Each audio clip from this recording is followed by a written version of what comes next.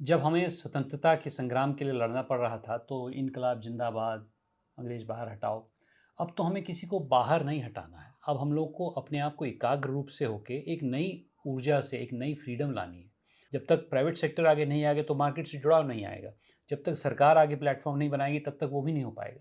सबसे बड़ा जो लर्निंग होता है वो एक दूसरे से होता है, वो सत्संग से होता है। लगभग 30 से 40% लोग अपने पैसा दे के आते हैं क्योंकि वो मेरे हिसाब से सक्षम होते हैं। पिछले 6 महीने की शार्क टैंक में देखेंगे तो कम से कम 4 ऐसे उदाहरण होंगे जो हमारी यात्रा से निकले हैं। कुछ ऐसे हैं जो कि वहाँ मिले भी थे कि हमारे यहाँ भी एक जनरेशन को हटना पड़ता है जब नई विचारधारा आगे आती है। सरकार की भूमिका ये है कि अगर हमारे देश में 80 करोड़ ऐसे हनुमान हैं जिसको जगाने के लिए मुझे जामवंत का काम करना पड़ता है, वो सरकार की भूमिका। हमारी मानसिकता बदली नहीं, हम लोग स्वतंत्र तो हो गए।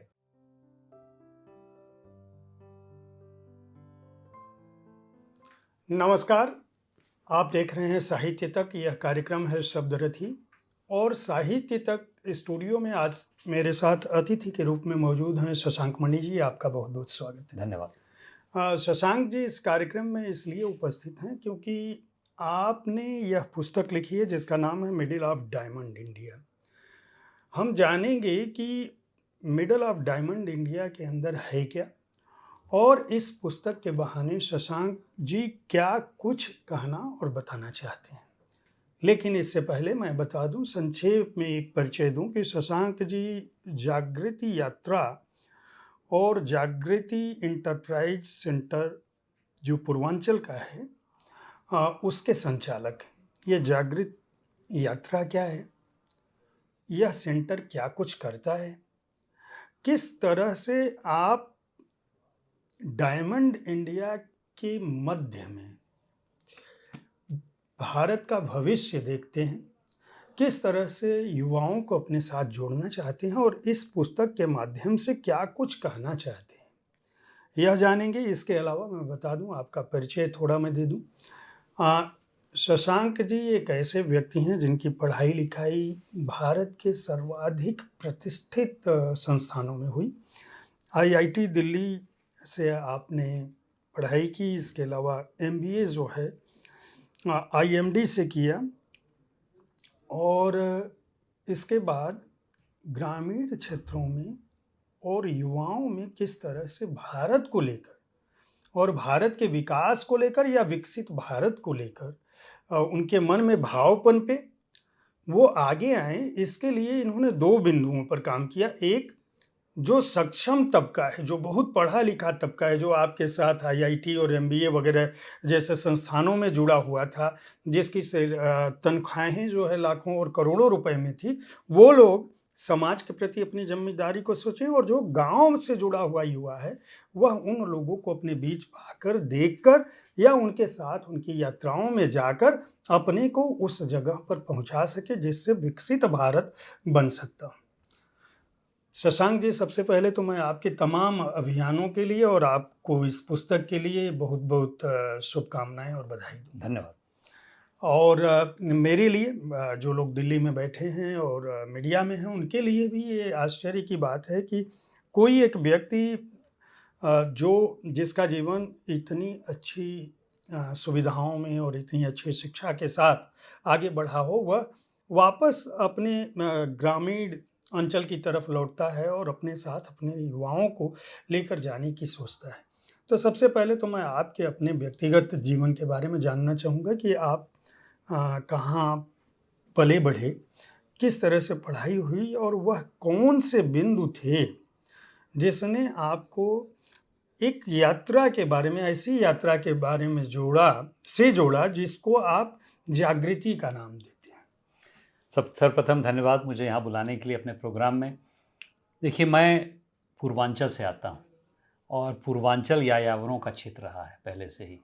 और मेरा गांव एक जगह है बरपार, जो कि बहुत विशालकाय वटवृक्ष उसके बगल में है। और वहीं से आसपास से ही बुद्ध भगवान निकल पड़े, उसके बाद रामचंद्र जी भी पहले निकल पड़े थे। और कुछ हद तक कई लोग, राहुल सांकृत्यायन की बात करें, अन्य लोगों की बात करें, तो मेरे मन में ये हर समय घुमक्कड़ी की जिज्ञासा रही थी। और मेरे पिताजी आर्मी में थे, तो उनके साथ भी मैंने पूरे देश का भ्रमण किया। मैं गया, संगरूर में मेरी मतलब मैं जब छोटी क्लास में था, फिर अहमदनगर में था, दिल्ली में कुछ था, फिर लखनऊ में मेरी तालीम हुई, फिर आईआईटी गया। तो हर समय ये घुमक्कड़ी का जो जिज्ञासा थी मेरे साथ थी, तो मैंने ये सोचा कि अपने गाँव से तो के साथ रहना है, क्योंकि मैं अभी उसी गाँव में रह रहा हूँ जहाँ पर मेरे पुरखज रहते थे। लेकिन उसी के साथ-साथ पूरे देश का भ्रमण करना है, जैसे कि हमारे तीर्थार्थी करते थे, और फिर वापस होके वहीं आना है। क्योंकि जो पाश्चात्य सभ्यता है उसमें जो तीर्थ की भावना है वो है आक्रमण की भावना। हमारे यहाँ तीर्थ की भावना है सीखो और वापस आओ। तो मैंने देश दुनिया का भ्रमण किया, मैंने कई चीज़ें सीखी, मैं बड़ी कंपनियों में काम किया, कई सालों तक बाहर भी रहा, लेकिन अंत में मैंने ये सोचा कि यदि अपने जीवन में वानप्रस्थ आश्रम जैसे मैंने प्रवेश किया कि अगर को अपने जीवन में समाज को कुछ देना है तो वही वट वृक्ष, वही वही समाज जहाँ से मेरे पुरखज पैदा हुए थे, जिन्होंने अपना जीवन यापन किया, वहीं जाया जाए, वहीं कुछ अलग किया जाए, उद्यमिता से किया जाए, यही मेरी यात्रा रही। ये उद्यमिता और भागीदारी से राष्ट्र निर्माण की बात आपने इस किताब में कही है। मैं अपने दर्शकों को बता दूं कि एक अच्छी बात यह है कि यह पुस्तक middle of the diamond India मुझे अंग्रेजी में मिली थी और मैं इसको अंग्रेजी में ही पढ़ रहा था। और पढ़ने के बाद आप जानते हैं कि मैं हर शनिवार को किसी अंग्रेजी पुस्तक की बात करता रहा हूँ, लेकिन यह पुस्तक बहुत जल्दी आपके पास इसकी चर्चा जो इसको हम कर रहे हैं ये पहुँचेगी। इसकी वजह यह भी है कि यह पुस्तक मुझे अभी-अभी हिंदी में प्राप्त हुई है। आज ही इसका संस्करण आया है जिसका नाम है अमृतकाल का भारत, उद्यमिता और भागीदारी से राष्ट्र निर्माण। शशांक जी को भी यह पुस्तक अभी मिली है और इस पुस्तक की अहमियत आप इससे समझ सकते हैं कि प्रोफेसर एडमंड फेल्प्स ने, जो नोबेल पुरस्कार विजेता हैं अर्थशास्त्र में, उन्होंने लिखा है कि अगर भारत को विकास करना है तो उसे नई संस्कृति अपनानी पड़ेगी। यह किताब इस दिशा में एक शानदार योगदान है। शशांक जी, सामान्य तौर पर आपने पूर्वांचल की बात की जहाँ से आप पले बढ़े थे, और एक आपने बहुत ही आदर्श स्थिति का जिक्र किया कि पूर्वांचल के लोग और भारत में जो यात्रा की संस्कृति है वह यह है कि पूरी दुनिया से घूमने के बाद भी आप अपनी जड़ों की ओर लौटते हैं। आप अपनी पुस्तक में भी जड़ों की तरफ लौटने की बात करते हैं, लेकिन राजनीति से इतर, किसी आंदोलन से इतर, किसी नारे से इतर, आप उद्यमिता और भागीदारी से राष्ट्र निर्माण की बात करते हैं, जो इस पुस्तक का मूल है। मैं ये जानना चाहूँगा कि थोड़ा-सा आप जागृति यात्रा के बारे में बताएँ और यह भी बताएँ कि इस पुस्तक को लिखने के बारे में आपके दिमाग में कैसे आया कि मैं जो चीज़ कर रहा हूँ, उसको डॉक्यूमेंट के रूप में लाऊँ ताकि लोगों को पता चले? मैं सर्वप्रथम उसके जो मूल उद्देश्य और मूल फ़िलॉसफ़ी के बारे में थोड़ा चर्चा करना चाहूँगा। जैसे आपने बोला आंदोलन की भावना, जब हमें स्वतंत्रता के संग्राम के लिए लड़ना पड़ रहा था, तो इनकलाब ज़िंदाबाद, अंग्रेज़ बाहर हटाओ। अब तो हमें किसी को बाहर नहीं हटाना है। अब हम लोग को अपने आप को एकाग्र रूप से होके एक नई ऊर्जा से एक नई फ्रीडम लानी है। वह नई फ्रीडम किसी के विरोधाभास की फ्रीडम नहीं है, वो तो हम लोग को एकजुट करके भारत को आगे बढ़ाने की फ्रीडम है। तो इस नई आज़ादी के बारे में मैंने चर्चा की है और इस नई आज़ादी से ही जागृति यात्रा की शुरुआत हुई। क्योंकि मैंने ये समझा कि जो मिडल ऑफ डायमंड की थ्योरी है उसका ये अंश है कि करीब लगभग 20 करोड़ लोग आज की तारीख में भारत में ठीक समृद्ध हैं। लगभग 40 करोड़ लोग आज की तारीख में बहुत समृद्ध नहीं हैं, गरीब भी हैं। लेकिन 80 करोड़ लोग न तो बहुत समृद्ध हैं, न तो बहुत गरीब हैं। इसे मैं इमर्जिंग मिडिल क्लास, उभरता मध्य वर्गीय भारत कहता हूँ। तो इस मध्य वर्गीय भारत जो कि 80 करोड़ लोग, मतलब विश्व की जनसंख्या का 10% हमारा, न तो बहुत गरीब है न बहुत अमीर है, उसको उस आंदोलन, किस आंदोलन से जोड़ा जाए, वह आंदोलन उद्यमिता का है। क्योंकि उद्यमिता में अपने आप को खड़े करने की शक्ति होती है, उद्यमिता में आत्मनिर्भरता की भावना होती है, उद्यमिता में दीनहीन जो हमारे चला आ रहा था रोटी कपड़ा मकान, उससे अलग चल के एक हम लोग धारा बनाते हैं। और इसमें मेरे हिसाब से समाज को, प्राइवेट सेक्टर को, सरकार को, तीनों को मिलजुल के होल ऑफ नेशन अप्रोच करना पड़ेगा। क्योंकि जब तक समाज आगे नहीं बढ़ेगा तो इस प्रकार की उद्यमिता नहीं बढ़ेगी। जनभागीदारी की जो बात मैं कर रहा हूँ, जब तक प्राइवेट सेक्टर आगे नहीं आएगा तो मार्केट से जुड़ाव नहीं आएगा। जब तक सरकार आगे प्लेटफॉर्म नहीं बनाएगी तब तक वो भी नहीं हो पाएगा। तो एक होल ऑफ नेशन अप्रोच, लेकिन वह उज्ज्वलित है उस भावना से कि हमें किसी का विद्रोह नहीं करना है, हमें एक अपने आप को समग्र होना है, अपने आप को साथ लेके आगे बढ़ना है। इसमें कुछ हद तक मैं दीनदयाल जी की जो अध्यात्म है उससे भी प्रभावित हूँ। उन्होंने एक इंटीग्रल ह्यूमनिज़्म की बात की, उन्होंने ह्यूमैनिटी की बात की। पाश्चात्य सभ्यता में मशीन मेकिंग पे बहुत जोर था। हमारी सभ्यता में स्वामी विवेकानंद ने मैन मेकिंग की बात की। कैसे हम लोग अपने जो इतने 80 करोड़ लोग हैं, उसमें छुपे हुए हनुमान को जगाने की बात की। तो इसी से हम लोग प्रेरित थे, इसीलिए 16 साल पहले मैंने जागृति यात्रा गठन किया, जो पूर्वांचल के यायावरों का एक मिश्रण था। और उसके बाद हमने बोला कि विश्व की सबसे बड़ी रेल यात्रा हम लोग गठित करते हैं। 500 लोग पूरे देश भर में जो मध्य श्रेणी के आते हैं, वो आते हैं, उसमें 40% महिलाएँ होती हैं। 16 साल से हम लोग अनवरत करते आ रहे हैं। इसके बारे में और भी चर्चा हो सकती है, लेकिन एक चीज़ मैं कहूँगा, उसमें 40% महिलाएँ होती हैं। और 40% महिलाएँ मतलब 8000 लोग हमारी पूरे देश का भ्रमण हर बार करते आए हैं। और 2 बार जब कोविड आया तो हम लोग हारे नहीं, हमने उसको डिजिटली किया, 700 लोग लेके गए 500 के बजाय। तो इस प्रकार से हम लोगों ने निरंतर 16 साल से प्रयास किया है, और उससे जो एक मानव संसाधन बना है, जो 8000 लोग बने हैं, वो बड़े प्रेरणादायक हैं। उनके होते-होते मतलब 8000 के लिए हर साल 500 लोगों के लिए 15,000 लोग अप्लाई करते हैं, उसमें 5,000 अच्छे एप्लीकेशन आते हैं, उसमें 500 लोग आते हैं। तो आप देख रहे हैं किस प्रकार से हम लोगों ने धीरे-धीरे करके एक बहुत बड़ा एक जमावड़ा खड़ा किया है, जो उस भावना से उज्ज्वलित है कि हम लोग को किसी का विरोध नहीं करना है। अगर मान लीजिए हमारे यहाँ, हमारे गाँव में, हमारे शहर में स्वास्थ्य की प्रॉब्लम है, तो नारेबाज़ी से क्या फ़ायदा? आप उद्यमिता का मार्ग अपना के उसको आगे बढ़ाइए। मैं ये थोड़ा इसके बारे में और विस्तार से जानना चाहूँगा, क्योंकि ये जब यात्रा आपने शुरू की थी उसका उल्लेख मैं चाहूँगा कि हमारे दर्शक श्रोता इस पुस्तक को खरीद कर पढ़ें, उनको अधिक जानकारी मिल सकती। हम लोगों की बातचीत तो बहुत संक्षेप में होगी, और इस बातचीत का मूल उद्देश्य यही है कि इस पुस्तक के बहाने आप राष्ट्र निर्माण की प्रक्रिया से जुड़ सकें। पहली शुरुआत आपने जब की थी उसके बहुत सारे संघर्षों का, और उसमें आपके कुछ जूनियर और आपके कुछ सहयोगी लोगों के जुड़ने का उल्लेख किया है, बहुत वो संवेदनशील पहलू है। मैं ये जानना चाहूँगा कि आपके दिमाग में यायावरी तो थी, लेकिन यायावरी से समाज की जागरूकता और समाज का जो चिंतन था, और जब आपने उनको जोड़ना शुरू किया, तो उस दौरान आप क्या-क्या करते हैं? जब लेके जाते हैं लोगों को, तो उद्देश्य क्या है? क्या-क्या करते हैं? फिर हम इस किताब पे यह पुस्तक 4 बड़े ही महत्वपूर्ण अध्यायों में बटी हुई है, और ये अध्याय इतने महत्वपूर्ण हैं कि आप को मैं बताऊँ कि पहला जो अध्याय है उसमें है फ्रेमिंग। भारत जो 75 साल के बाद है, उसकी बात होती है, और उसमें जो है उसके भी 4 अध्याय हैं, जिसमें अवेकनिंग, डायमंड, यूथ और वुमेन है।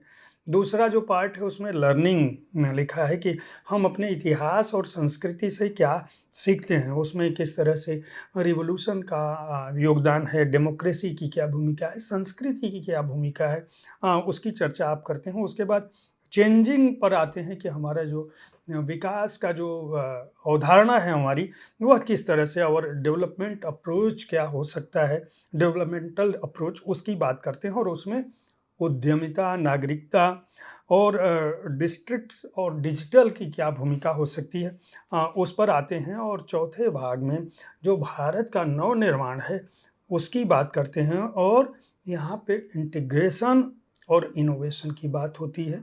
यानी कि किस तरह से एकीकरण हो, और किस तरह से उसको आगे बढ़ाया जाए, नई चीज़ें लाई जाएँ। और फिर फ्यूचर भविष्य क्या होगा, नया वादा क्या है, इसकी बात करते हैं। ये पूरे भारत को मेरे हाल के दिनों में, मैं जितनी कि आप जानते हैं हमारे कार्यक्रम को देखते होंगे, तो मैं हर दिन एक किताब पढ़ता हूँ।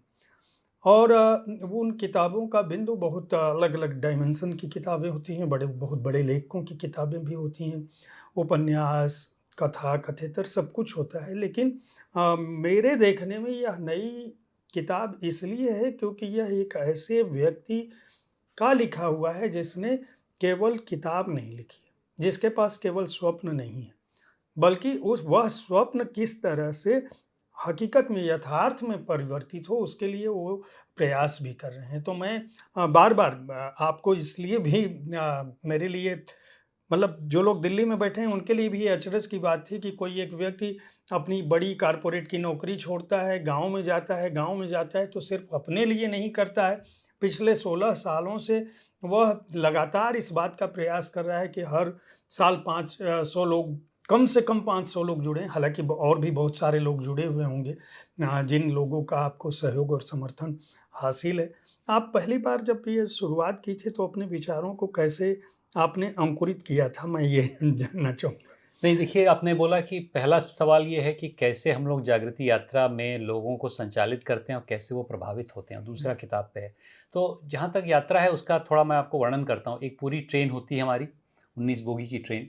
हम लोग 15,000 लोगों को का चयन करते हैं, उसमें से 5,000 अच्छे आवेदन होते हैं। हम कभी भी किसी भी शिक्षा के बारे में नहीं पूछते हैं कि आपकी क्या डिग्री है। कोई भी व्यक्ति है, कोई गँवार हो, चाहे वो गाँव चलाने वाला हो, लेकिन उसमें अगर उद्यमिता की झलक दिखती है, तो उसको 5 निबंध से हम लोग आकलन करते हैं। उसके बाद वो आते हैं। पहले दिन अधिकांश हम लोग दिसंबर में करते थे, पिछली बार हम लोग ने G20 के साथ नवंबर में किया। तो हम लोग एक पूरे प्रांगण में 75 ऐसे लोग होते हैं जो फैसिलिटेटर होते हैं। उसकी आयु जो होती है वो 21 से 27-28 की होती है, लेकिन यदि आप और भी वृद्ध हैं तो आप आ सकते हैं एज अ फैसिलिटेटर 75। उनको हम ट्रेन करते हैं। अगले दिन 240 225 और लोग आते हैं एक बड़े प्रांगण में, चाहे आईआईटी मुंबई में या हम लोग टाटा इंस्टीट्यूट में उनका प्रशिक्षण करते हैं। उसी रात को वो लोग ट्रेन में सोना शुरू कर देते हैं। ट्रेन निकलती है, उसका मैं रूट बताता हूँ आपको। यहाँ से चलती है तो कन्याकुमारी पहला पड़ाव। कन्याकुमारी 2 दिन हम लोग चलते हैं उसमें। कन्याकुमारी से फिर उसके बाद मदुराई, मदुराई से बेंगलुरु, फिर वहाँ से हम लोग चेन्नई जाते हैं, श्रीहरिकोटा जहाँ पर अंतरिक्ष की उड़ान होती है, श्री सिटी भी वहाँ पर है। वहाँ से हम लोग विशाखापट्टनम जाते हैं, विशाखापट्टनम से बहरामपुर, बहरामपुर से अधिकांश नालंदा, लेकिन इस बार बनारस गए थे हम लोग, आपका क्षेत्र। और वहाँ से देवरिया। देवरिया ही एकमात्र जगह है जहाँ पर मेरे ही गाँव में, जहाँ पर मैं आज रह रहा हूँ, बहुत बड़ा वटवृक्ष है, उसके बगल में हम लोग एक रात्रि विश्राम वहीं करते हैं। अन्यथा हम लोग ट्रेन पे ही सोते हैं जब रात को चलती है। वहाँ से दिल्ली, दिल्ली से तिलोनिया, साबरमती, वहाँ पर हमारा वैलिडिक्ट्री होता है, वहाँ से मुंबई वापस। विश्व की सबसे बड़ी रेल यात्रा है। अब प्रश्न आपका ये था, जब सोचा तो क्या अंकुरित था? देखिए, उस समय सोचा तो मैंने ये सोचा कि भारत इतना बड़ा विशालकाय देश है कि उसको कभी छोटे स्वप्न नहीं देखने चाहिए। हमने विश्व की सबसे बड़ी रेल यात्रा का गठन किया। कई लोगों ने मुझसे पूछा, भाई साहब क्यों नहीं आप महाराष्ट्र यात्रा करते हैं, कोई ना उत्तर प्रदेश की यात्रा करते, क्यों इतने बड़ा अपना बोझ उठाया है, कहाँ पर क्या हो जाए गड़बड़। तो मैंने नहीं, ठीक है, देखिए ऐसा है, जब इतना बड़ा देश है, इतनी बड़ी आकांक्षाएं हैं, तो हम लोग को बड़े स्वप्न देखने पड़ेंगे। तो एक तो बड़ा स्वप्न देखा, दूसरा उसको कार्यान्वित करने के लिए बहुत संगठन की ज़रूरत होती है, बहुत प्रतिबद्धता की ज़रूरत है। और 16 साल से पहली बार हम लोग गए, मान लीजिए ग्राम विकास उड़ीसा में, तो वहाँ एक सज्जन, उन्होंने बोला कि अच्छा है, बहुत है। दूसरी बार गए, अच्छा ठीक है, आ गए। तीसरी बार पहुँच गए, चौथी बार पहुँच गए, पाँचवीं बार पहुँच गए, 10वीं बार पहुँच गए। जब 16 साल जो जो जाता है तो लोग उससे प्रभावित होते हैं, क्योंकि प्रतिबद्धता एक चीज़ है जो हमारे में कूट-कूट के भरी हुई है। हम लोग बहुत बड़ी चीज़ें नहीं करते, जैसे आपने बोला कि दिल्ली में लोगों को मालूम नहीं, क्योंकि हम लोग बहुत ज़्यादा एडवर्टाइज़मेंट नहीं करते हैं, लेकिन प्रतिबद्ध रूप से। तो ये दूसरा इसका मंत्र है। तीसरा ये है कि हम लोग ने एक चीज़ बहुत बड़ी सीखी है कि पहले हम लोग सोचते थे कि बड़े लोगों के घर जाएँगे, उनकी, जैसे मान लीजिए अरविंद आई केयर है, मदुराई जाते हैं, बहुत प्रभावशाली आई अस्पताल है। अगर आप लोग दर्शक, कोई गया नहीं हो तो अवश्य जाइए, वहाँ पर दर्शक के रूप में जाइए, अगर हो सके उनके पास दिखाने के लिए वो है। इतना प्रभावशाली है कि मैं तो बहुत बार गया हूँ, लेकिन जब भी मैं जाता हूँ मेरे रोंगटे खड़े हो जाते हैं। बहुत प्रभावशाली जगह। लेकिन सबसे बड़ा जो लर्निंग होता है वो एक दूसरे से होता है, वो सत्संग से होता है। क्योंकि 500 इतने प्रतिभाशाली लोग आते हैं, 15 दिन एक दो साथ रहते हैं, उसमें भी उठा-पटक, मतलब कभी ट्रेन डिले है, कभी खाना नहीं मिल रहा है, नहीं मिल रहा है। इन सब चीज़ों से जो एक कैरेक्टर बनता है वो कभी किसी कॉन्फ्रेंस हॉल में नहीं बन पाता है। और उसी के साथ-साथ जब हम देवरिया जाते हैं, वहाँ बिज़ ज्ञान ट्री एक प्रोग्राम हम करते हैं, जब हम लोग अन्य लोगों के पास जाते हैं। तो कुल मिला के मैं ये कहूँगा कि जो भी व्यक्ति इसमें आना चाहता है, पहले तो आप लोग आवेदन दीजिए। आवेदन खुल गए हैं, इस बार नवंबर में यात्रा हो रही है। उसका बहुत सिंपल शीर्षक है jagritiYatra.com, वहाँ पर आप हिंदी और अंग्रेजी में आवेदन दे सकते हैं।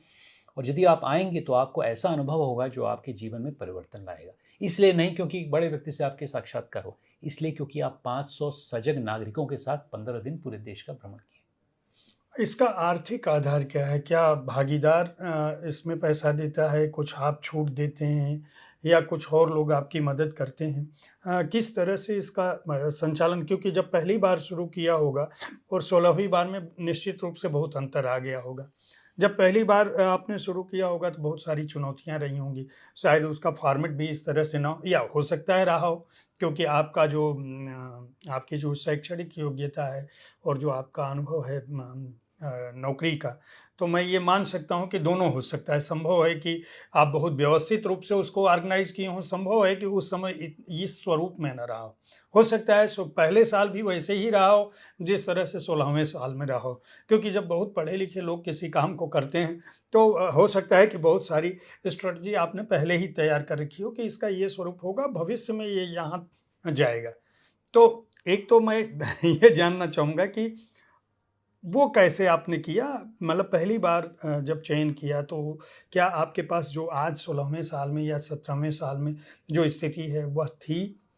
और आर्थिक रूप से किस तरह से लोग योगदान करके इस यात्रा में शामिल होते हैं? तो आर्थिक रूप का मैं पहले जवाब देता हूँ। इसमें लगभग 30 से 40% लोग अपने पैसा दे के आते हैं, क्योंकि वो मेरे हिसाब से सक्षम होते हैं। हर व्यक्ति से हम थोड़ा-सा तो पैसा लेते हैं, बहुत मिनिमम लेते हैं। उसका आप वेबसाइट पे जाएँगे तो पता चल जाएगा, क्योंकि मान लीजिए आप मणिपुर से आ रहे हैं और आपकी बहन बीमार हो गई, आप नहीं जाना चाहते तो किसी की सीट आप गँवा देंगे, तो आपका भी उसमें अंश होना चाहिए। आपकी एक होनी चाहिए कि भाई मेरे मेरे तरफ से भी कुछ गया है, और उसमें उत्सुकता रहती है। लोग पढ़ के आते हैं, क्या करना है, क्या नहीं करना है। और मेरे हिसाब से कई बड़ी कंपनियां हैं जिन्होंने हमें बहुत सालों से समर्थन किया है। पहले टाटा ने किया था 3 साल तक, उसके बाद अलग कंपनियां हैं, गूगल ने भी किया बीच में, अन्य कंपनियों ने किया, इस बार हमारे SBI बैंक ने किया। तो ऐसी बड़ी बड़ी कंपनियां जो हमारा समर्थन करती हैं, ताकि वो जो बाकी का 60% जो पैसा है जो अन्य लोग नहीं देते हैं वो हम लोग भरपूर करें। रही बात क्या बदलाव आया है कितने सालों में, देखिए बदलाव सबसे बहुत ज़्यादा उसके ढांचे में बदलाव नहीं आया है, क्योंकि हम लोग पहले मान लीजिए पटना जाते थे, अब नालंदा जाते हैं, पिछली बार बनारस गए हैं। लेकिन अधिकांश हम लोग जो उसका रास्ता है वही देखते हैं। जो बदलाव आया है उसके जो लर्निंग प्रक्रिया में, जैसा कि मैंने कहा, पहले हम समझते थे कि बड़े लोगों के जहाँ जाके उनके लेक्चर सुन के हमारी लर्निंग होगी। लेकिन अब हमने ये देखा है कि पिछले 16 साल से कि कोहोर्ट बेस्ड लर्निंग का कॉन्सेप्ट आता है, कि अगर आप 5 लोग साथ मिल के किसी चीज़ का लर्न करें, उसमें बहुत ज़्यादा लर्निंग होती है।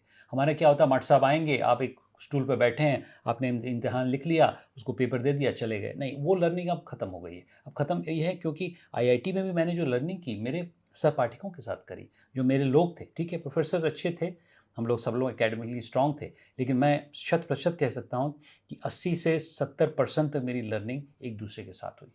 शशांक जी, मेरा सवाल एक और है, मैं ये जानना चाहता हूँ कि जो पिछले 16 सालों में आपके सहयात्री रहे हैं, उनमें से कुछ ऐसे नाम जिन्होंने इस यात्रा के बाद उद्यमिता के क्षेत्र में, राष्ट्र निर्माण के क्षेत्र में, अपने गाँव और इलाके के क्षेत्र में ऐसा कुछ किया हो जो आपकी नॉलेज में हो कि ये उस यात्रा में गए थे, उससे उन्होंने वहाँ लर्न किया जो, और वो लगातार हमसे भी जुड़े हैं और वो अपने इलाके में जाके राष्ट्र के विकास में यह भूमिका निभा रहे हैं।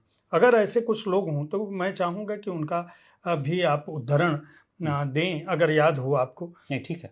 इसमें एक तो मैं कहूँगा कि आप पिछले 6 महीने की शार्क टैंक में देखेंगे तो कम से कम 4 ऐसे उदाहरण होंगे जो हमारी यात्रा से निकले हैं। कुछ ऐसे हैं जो कि वहाँ मिले भी थे, क्योंकि सबसे महत्वपूर्ण चीज़ होती है, जो लोग आते हैं उत्सुकता से तो वहाँ पर मेल भी होता है। तो 1-2 का मैं उदाहरण देता हूँ। गेट माई पार्किंग जो अलग है विषय है।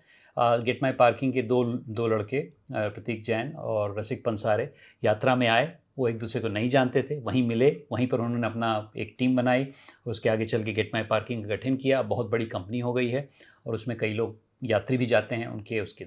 एक बहुत रोचक एग्जाम्पल मैं आपको दिखाता हूँ बाड़मेर बाज़ार का। बाड़मेर के 4 लड़के आए, उन सबका मैं नाम नहीं लूँगा इस समय, लेकिन उसमें मान लीजिए सुरेंद्र जी हैं जो जिनसे हमारा संपर्क है, अन्य लोग हैं, गहलोत जी हैं। तो ये 4 लड़के अलग अलग यात्राओं में आए, क्रमशः आए, एक दूसरे के साथ प्रभावित होकर आए। और फिर जब उन्होंने देखा कि हम लोग के यहाँ पर इतनी प्रतिभा एक साथ है और एक ही चीज़ उन्होंने सीखी है, तो उन्होंने वहाँ पर आके बाड़मेर बाज़ार का एक गठन किया, जो कि एक ई-कॉमर्स कंपनी भी है, वहाँ की डेट्स बेच रहे हैं, वहाँ की कई चीज़ें बेच रहे हैं जो बाड़मेर से उठती हैं। तो एक तो राष्ट्रीय एग्जाम्पल है, उदाहरण है, और दूसरा एक क्षेत्र का उदाहरण। ऐसे कई उदाहरण हैं, और जो मैं थोड़ा-सा और बात करना चाहूँगा, जो देवरिया और पूर्वांचल में हम लोग कर रहे हैं, उसमें तो असंख्य उदाहरण आपको दिखेंगे जो हम लोग कर रहे हैं।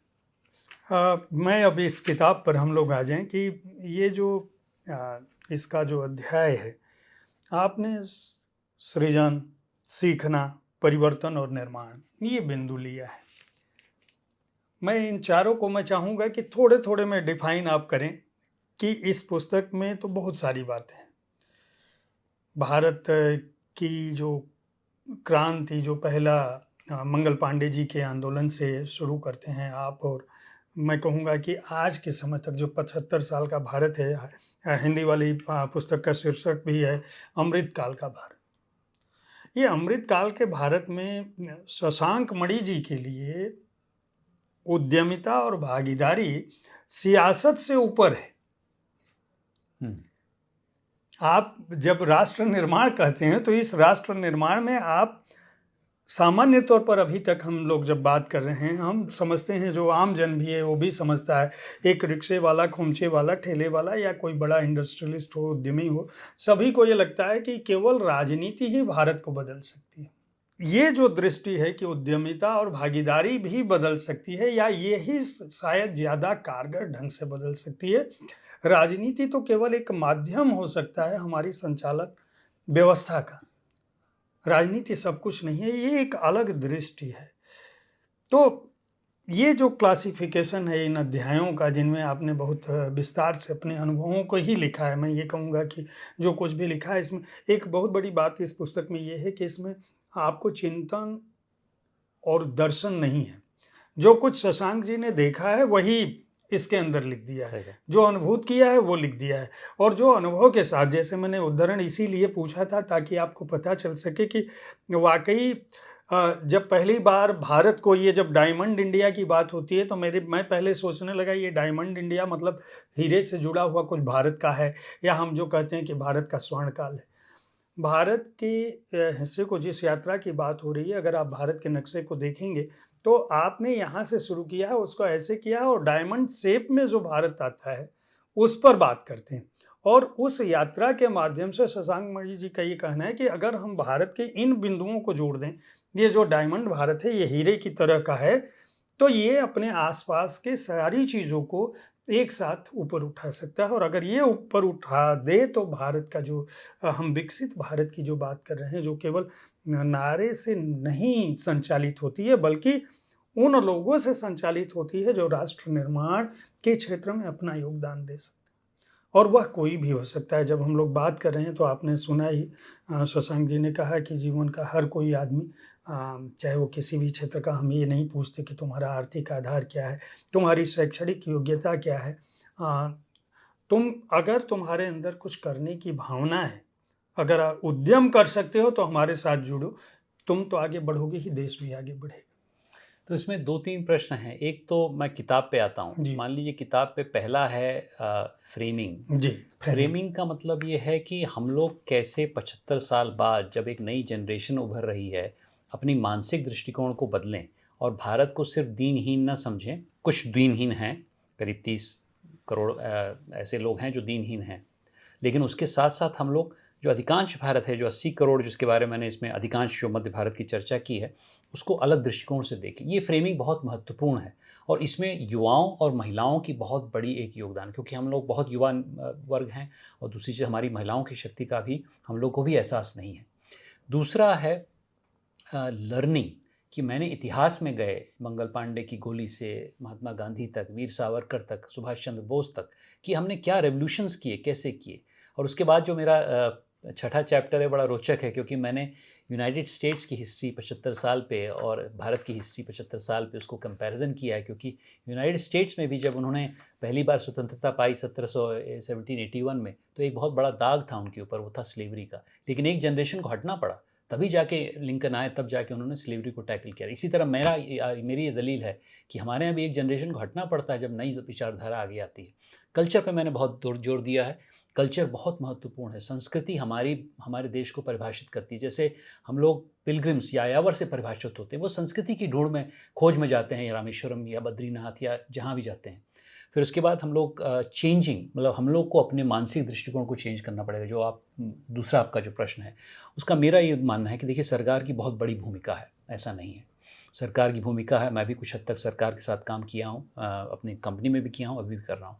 लेकिन सरकार की भूमिका क्या है, इसको हमें बदलना पड़ेगा। सरकार की भूमिका ये है कि अगर हमारे देश में 80 करोड़ ऐसे हनुमान हैं जिसको जगाने के लिए मुझे जामवंत का काम करना पड़ता है, वो सरकार की भूमिका है। अगर सरकार खुद ही हनुमान बन जाएगी और पहाड़ उठाने लगेगी, तो हमारा श्रीलंका वाला हाल हो जाएगा। हमारे एक्सचेकर ड्रेन हो जाएगा, हमारी समाज की शक्ति क्षीण हो जाएगी, वो हरास हो जाएंगे। तो जो उद्यमिता का नारा मैंने दिया है उस चौथे भाग में, तीसरे भाग में, उससे हम लोग, कोई भी व्यक्ति अपने अंदर का जो हनुमान है जगाने की शक्ति रखता है, और उसमें जागृति बहुत काम कर रही है। सरकार भी आज की तारीख में बहुत काम कर रही है। उसी के साथ सिटीज़न, कैसे नागरिकों को हम लोग ने तिरस्कृत किया, क्योंकि हमारे कॉन्स्टिट्यूशन में, सच पूछिए, नागरिकों के बारे में एक ही चीज़ थी, सेक्शन 51, जिसमें आपकी जिम्मेदारी की क्या थी, किसी को हानि न पहुंचाओ, वोट मारो। आज की तारीख में प्रधानमंत्री जी ये बोलते हैं कि आपकी रिस्पॉन्सिबिलिटीज़ क्या हैं, तो सिटीज़न। उसके बाद डिस्ट्रिक्ट, हमारे डिस्ट्रिक्ट तिरस्कृत थे। जब गांधी जी ने बोला कि हम लोग गाँव में रहते हैं, और उसके बाद जब कुछ हद तक नेहरू जी आए तो उन्होंने बड़ी-बड़ी संस्थाएँ बनाई। आईआईटी उसमें एक है, लेकिन आईआईटी में जो लड़का पढ़ रहा है, क्या उसने गाँव में जाके असली वास्तविकता को देखा है? मुझे नहीं लगता है, मैंने तो कभी नहीं देखा। तो मैं समझता हूँ कि हम लोग को असली भारत में डिस्ट्रिक्ट में जाके इंस्टीट्यूशंस बनाने पड़ेंगे, जो कि मैं बना रहा हूँ अपने गाँव में। और उसके बाद डिजिटल बहुत महत्वपूर्ण है। और अंत में मैंने ये कहा है, जो चौथा अध्याय है कि फ्यूचर, जैसे आपने बोला इंटीग्रेशन, हम लोग को एकाग्र होना पड़ेगा, क्योंकि पाश्चात्य सभ्यता में इंटीग्रेशन की भावना नहीं, उसमें विभाजन की भावना है, एटोमिस्टिक है, कार्टेशियन है। हमारे यहाँ एक संवाद होता था, और सिर्फ पुरुषों महिलाओं में ही नहीं, हम पर्यावरण के साथ भी संवाद करते हैं। मेरा वट वृक्ष 300 साल से जीवंत खड़ा हुआ है, कोई भी उसकी एक डाली को नहीं टच कर पाया, क्योंकि वह एक प्रकृति का उदाहरण हमारे लिए भगवान है। तो इस प्रकार से इंटीग्रेशन और नवाचार, अगर हम लोग नवाचार नहीं करेंगे तो हम लोग अपने इतिहास पे सिर्फ बोल के कि भाई हमारा इतिहास बहुत बड़ा था, नहीं, गलत है। हम लोग को परिश्रम करना पड़ेगा। मेरी यात्रा एक नवाचार का उदाहरण है। पूरे देश में 5 और अन्य देशों में इसका अनुकरण किया गया, United states, Peru, Portugal, UK, France में। और उसके बाद में मैंने फिर बोला न्यू प्रॉमिस, एक नया वादा अपने आप को करना पड़ेगा कि आगे चल के अगले 75 साल में जो अमृतकाल की जो अवधारणा है, उसके लिए एक विकसित भारत बनाने के लिए। और अंत में दोस्तों मैं यही कहूँगा, मैंने इसमें भी कहा है अपनी किताब में, आखिरी मौका है। अगले 25 साल में हमारी आबादी बूढ़ी होने लगेगी। आने वाली पुश्तें हमें माफ़ नहीं करेंगी, क्योंकि हमें मौका था। इसीलिए मैं सबको प्रोत्साहित करूँगा आपके चैनल के द्वारा कि आप लोग भी दिन रात काम करिए। और ये कोई ज़रूरी नहीं कि कोई समाज सेवी काम कर रहा है। हर व्यक्ति को राष्ट्र निर्माण में आगे बढ़ना पड़ेगा। आप कॉर्पोरेट सेक्टर में हो, आप सरकार में हो, आप प्राइवेट सेक्टर में उद्यमी हो, नहीं हो, आप किसान हो, आप महिला हो, सबको अगले 25 साल में अपने देश को आगे बढ़ाने के लिए करना पड़ेगा, क्योंकि आखिरी मौका है। शशांक जी, एक सवाल मेरा बहुत महत्वपूर्ण सवाल है, चूँकि आप ज़मीनी स्तर पर बहुत काम कर रहे हैं और आप का जो उद्देश्य है वो बहुत ही पावन और पवित्र मैं कहूँगा। और स्वयं आपका जीवन एक तरह से मैं उदाहरण उसको मानता हूँ, और जो लोग सक्षम हैं उनको भी कहूँगा। बार-बार मेरे दिमाग में जब मैं दिल्ली में होता हूँ और घूमता रहता हूँ, पार्क में देखता हूँ और बहुत सारे लोगों को, बहुत वरिष्ठ नौकरशाहों को देखता हूँ कि वो सेवानिवृत्ति के बाद भी वो दिल्ली में रहते हैं या एनसीआर क्षेत्र में रहते हैं। मेरे दिमाग में बहुत बार ये सवाल उठा और बहुत बार मैं सोचता रहा कि अगर ये लोग अपने गाँवों की तरफ लौट जाएँ और अपने गाँवों में थोड़ा बहुत काम करें तो शायद इस देश की स्थिति अलग होगी। और शशांक जी इस काम को कर रहे हैं, तो इसलिए आपका प्रयास बहुत सराहनीय है। लेकिन 2 जो महत्वपूर्ण समस्याएँ मुझे लगती हैं कि हमारे देश में इस समय हैं, एक जातिगत व्यवस्था का ढाँचा हम नहीं तोड़ पाए हैं, और दूसरा धार्मिक आधार पर एक वर्गीकरण सा बनाया जा रहा है, या हम कहेंगे लगातार उसमें बढ़त हो रही है। और एक तरफ हमारा ऐसा समाज है जहाँ आप जैसे लोग हैं जो सामाजिक पूरे देश के राष्ट्र निर्माण की समन्वित विकास की बात करते हैं, उद्यमिता की बात करते हैं, और इसमें कहीं भी आपने हमारी अब तक की बातचीत में या इस पुस्तक में भी कहीं भी इस बात का उल्लेख नहीं है कि ब्राह्मण हो, दलित हो, हिंदू हो, मुसलमान हो, सिख हो, ईसाई हो, ऐसा कुछ नहीं। आपका सीधा आधार है, अगर आप उद्यम कर सकते हो, अगर आपके पास वह दृष्टि है, अगर आप वह राष्ट्र निर्माण में अपनी भूमिका को निभा सकते हैं अच्छे से, तो आप हमसे जुड़ सकते हैं। तो इन बिंदुओं पर भी मुझे लगता है कि पिछले 16 सालों में आप जब कभी हो सकता है कभी गुज़रे हों, इस पर आपका उद्देश्य संदेश क्या है कि जो नई पीढ़ी है, जो युवा हैं, जो हमारे इस कार्यक्रम को सुन रहे हों, जिनको लगता है कि नहीं केवल देश में अब केवल यही चल रहा है कि हिंदू मुसलमान हो रहा है या ब्राह्मण दलित हो रहा है। हमारी दुर्भाग्य से हमारी जो राजनीतिक पार्टियाँ हैं वो इसको कहीं से भी हतोत्साहित करने की कोशिश नहीं कर रही हैं। बहुत समय बाद मेरे पास एक ऐसी किताब है जो बहुत सकारात्मक नोट पे इस देश को देख रही है। मैं बार-बार इसलिए भी आपकी प्रशंसा कर रहा हूँ क्योंकि अ, यह पुस्तक देश को उस दृष्टिकोण से, जिसको हम कहेंगे कि या तो इस देश में एक वर्ग ऐसा है जिसको लग रहा है कि सब कुछ बहुत कुछ चमकीला है पूरे देश में। पूरा देश विकसित हो गया, जो शहरों में एक समस्या ये भी है। आप तो गाँव की तरफ लौट रहे हैं, लेकिन नगरीकरण बढ़ रहा है। पर्यावरण की आपने बात की। पर्यावरण दिनों-दिन डिस्ट्रॉय हो रहा है, नष्ट हो रहा है। कोविड जैसी महामारी के बाद भी लोग सँभले नहीं। मैं आपकी और आपके अभियान से जुड़े लोगों की बात नहीं कर रहा। तथ्यता ये है, सूखा, बारिश, हम तमाम तरह की प्राकृतिक आपदाओं से जूझ रहे हैं। तो एक तरफ बहुत एक तेज़ी से एक ऐसा वर्ग है जिसको या तो लगता है कि जो शहर में हैं, जिनको 24 घंटे बिजली मिल रही है, उनको लग रहा है कि बहुत कुछ विकास हो रहा है। हम जब हाईवे पे जाते हैं तो हमको लगता है। दूसरी तरफ वो तबका है जिसको लगता है कि कुछ नहीं हो रहा है, बहुत ही अनाचार, दुराचार है, बहुत ज्यादती है, मुसलमान या दलित को उसका हक नहीं मिल रहा है, वो बहुत शोषित है, जबकि ऐसा कुछ भी नहीं है। अगर तथ्यतः हम ग्राउंड पर जाएँगे, तो महँगाई अगर बढ़ती है, तो सभी के लिए बढ़ती है। धूप आती है, तो सभी के लिए आती है, वो किसी भी रूप में हिंदू, मुसलमान, दलित, ब्राह्मण नहीं करती है। तो प्रकृति बराबर दे रही है। हमारी जो संवैधानिक व्यवस्था है, वो सबको समान दे रहा है। आप जैसे लोग जो ज़मीनी स्तर पर काम कर रहे हैं, वो सबको समान अवसर पर देख रहे हैं। तो ये जो विभेद है, इस पर आपकी दृष्टि क्या है और इससे हम इतर कैसे जाएँ? इस पर मैं आपकी राय जानना चाहूँ। तो एक जो बात मैंने किताब में भी कही है कि सबसे प्रमुख चीज़ है कि हमारी मानसिकता बदली नहीं, हम लोग स्वतंत्र तो हो गए। और कुछ हद तक मैं देख रहा हूँ कि आपके पास हिंदी किताबें हैं यहाँ पर, लेकिन अधिकांश लोग अभी भी कार्टेशियन लॉजिक पे, जो पाश्चात्य सभ्यता का एक मूल उद्देश्य था, उस पे लेके अभी भी बात करते रहते हैं। और ये भी आप लोगों को, हम लोग को समझना पड़ेगा कि 200 साल की गुलामी ने क्यों गुलाम होकर एक सौ चौंसठ 1,64,000 लोग ब्रिटिशर्स थे जब हमारी जनसंख्या 30 करोड़ की थी, 300 million, in fact more than that.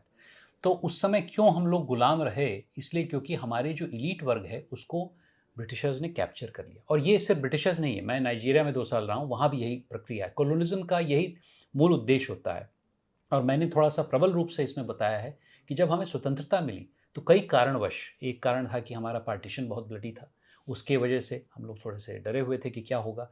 तो उसकी वजह से हम लोगों ने अपने आप में जो छुपा हुआ एक भारतीय है, उसको निकालने की कोशिश नहीं की। हमने वही तंत्र, वही प्रजा, वही अंग्रेज़ी, वही इंस्टीट्यूशंस अपने आप पे थोप दिए।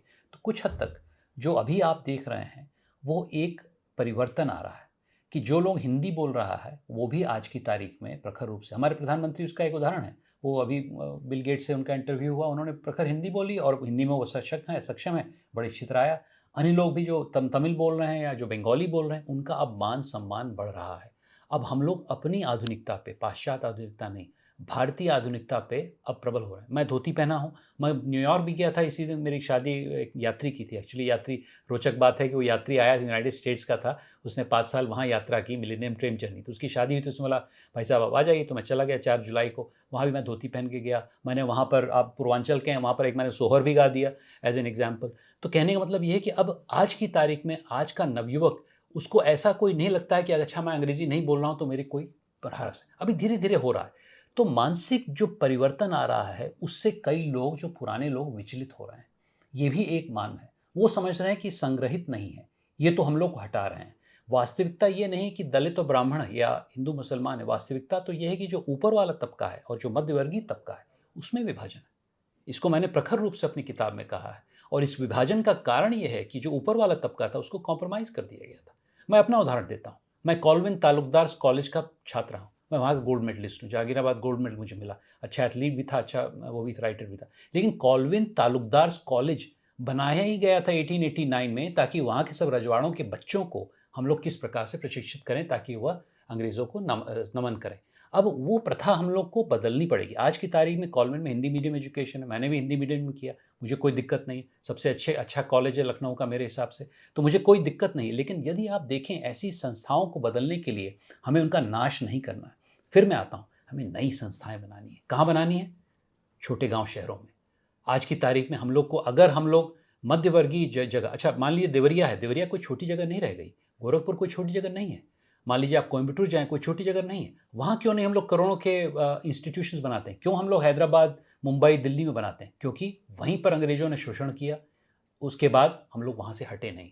हम लोग वही शोषण की प्रक्रिया जो थी, जो मुंबई जो चूसने वाला जगह था। देखिए मैं मुंबई में रहता हूँ, तो मुझे मुंबई से बहुत लगाव है। लेकिन सत्यता तो ये है कि वो कॉलोनियल टाउन है। सत्यता तो ये है मद्रास कॉलोनियल टाउन, सत्यता तो ये है कलकत्ता कॉलोनियल टाउन। कौन कॉलोनियल टाउन नहीं था? मुर्शिदाबाद, जो बांग्लादेश में चला गया है। मान लीजिए आप बनारस को देखिए, वो कॉलोनियल नहीं था, हमारे टाउन थे, उसमें कितना इन्वेस्टमेंट किया, अभी प्रधानमंत्री आए तो इन्वेस्टमेंट हुआ है, वरना वहाँ भी इन्वेस्टमेंट नहीं था।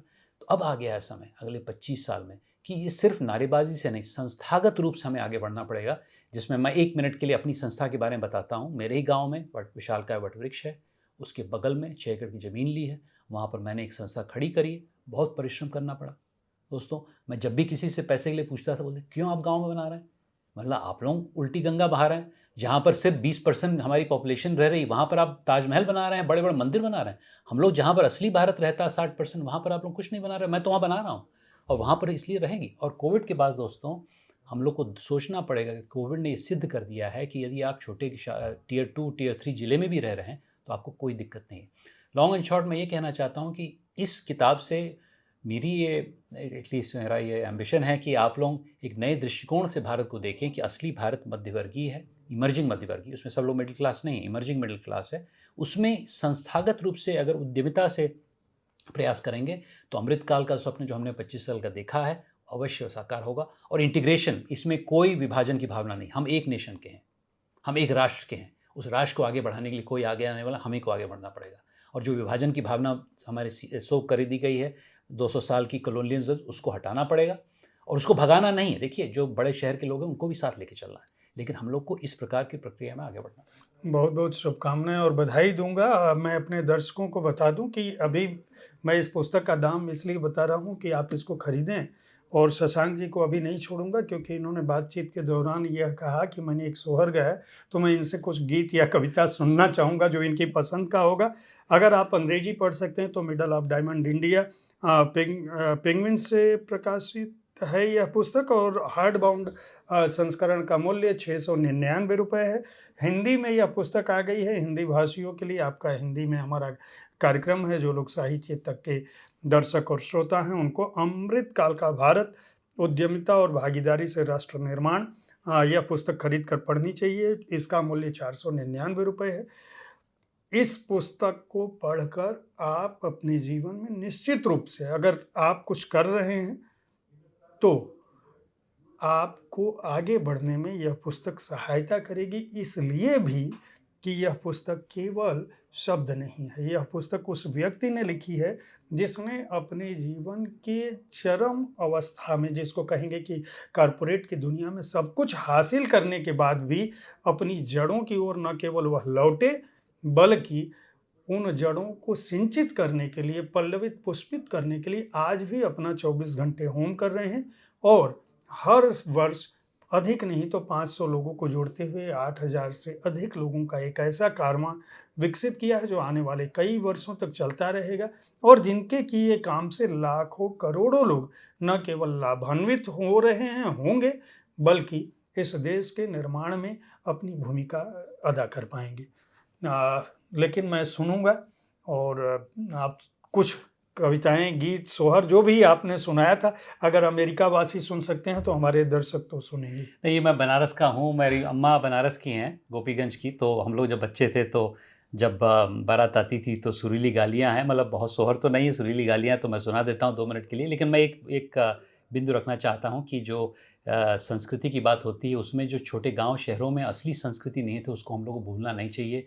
मैं तो थोड़ा बहुत गीत सुना रहा हूँ, लेकिन सोहर की प्रथा हो, चाहे आला रुदल हो, चाहे भजन हो, चाहे कीर्तन हो, चाहे अन्य चीज़ें हों, उसको हम लोग संग्रहित करें। तो चांदनी में तू आयो पिया बन रे, चांदनी में तू आयो पिया बन रे, आगे आगे तेरे बाबा का घोड़ा, पीछे पीछे दादी रानी का डोला, पीछे पीछे दादी रानी का डोला, डोला हिलल मिलल होए, पर्दा झिलल मिलल होए, पिया बन रे, चांदनी में तू आयो पिया बन रे। ऐसे ही चला जाता है। बहुत बहुत धन्यवाद, बहुत बहुत आभार समय निकालने के लिए, और आप हमारे कार्यक्रम को देखते रहें।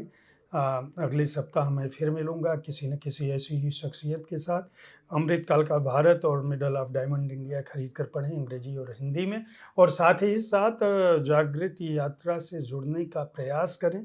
कोशिश करें कि आप जहाँ भी हैं, जिस भी रूप में हैं, भारत को समृद्ध करने के लिए जो मूल उद्देश्य शशांक मणि जी का है और इस पुस्तक का है, अपनी उद्यमिता को धार दें, अपनी भागीदारी सुनिश्चित करें, इस राष्ट्र के निर्माण में। बहुत बहुत आभार। धन्यवाद।